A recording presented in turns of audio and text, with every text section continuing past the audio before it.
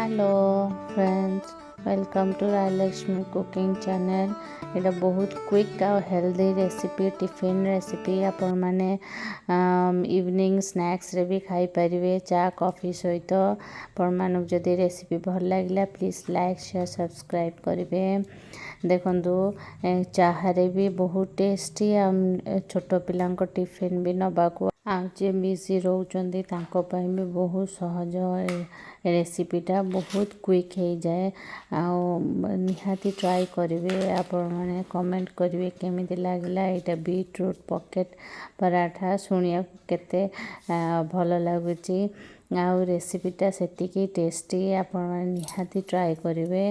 देखंतु बीट मो गोटे नहीं तादर फारे मु तो पकईची मैश करी पकईची भल करी ताकू मैश कर देइची। देखो तुम ग्रेटर रे ता ग्रेट कर देइची।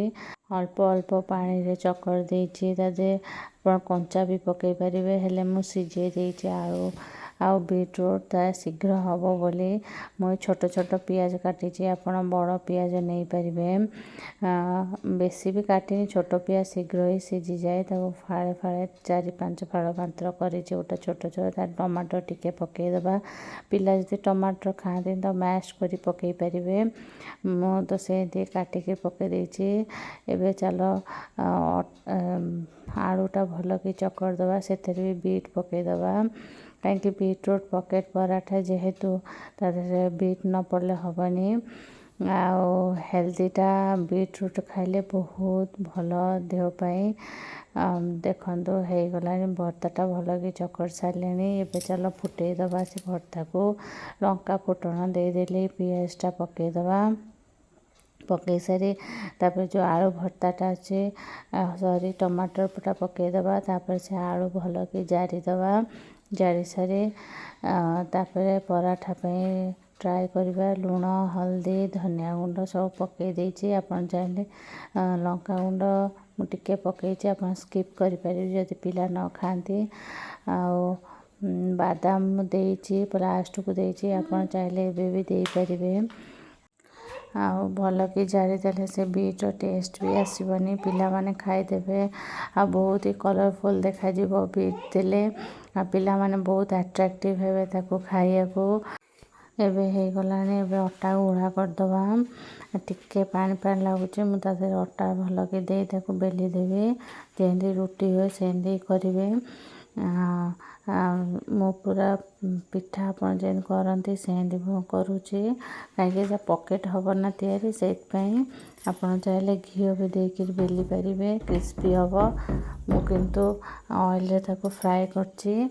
देखो बेली सारे पुरटा देदबा। मु बादाम दौची आपण मैंने आगुरी भी बादाम दे पारे।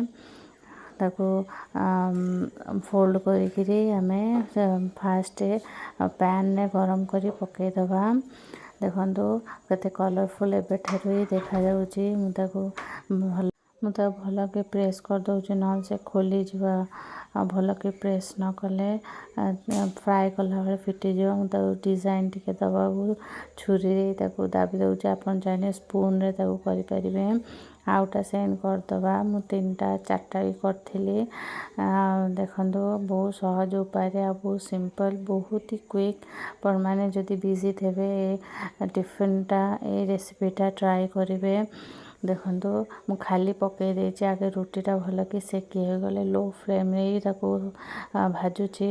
रुटीटा सेकी हो गले तापरे आमे देख तेल देइची। आपण माने घी भी दे करि परिवे। देख भल कि फ्राए हो गलानी कलर भी केते सुंदर आसीगलानी। पिला माने कलर देखी पिला माने इच्छा करेंगे खाइया को। आपण माने निहाती ट्राई करेंगे। आ हेल्दी आपण चाहे घी भी दे पारे से क्रिस्पी आउरी हम। तारे आमु चाह दौचे देखो चाह ढाड़ी हो गला। तो परटा धरु धरु देखो चाह सांगे भी खाई पारे। आउ टिफिन भी नहीं पारे। टिफिन रे मो पुओ स्कूल जीव से टिफिन मुझे दे देली। प्लीज लाइक शेयर सब्सक्राइब करेंगे।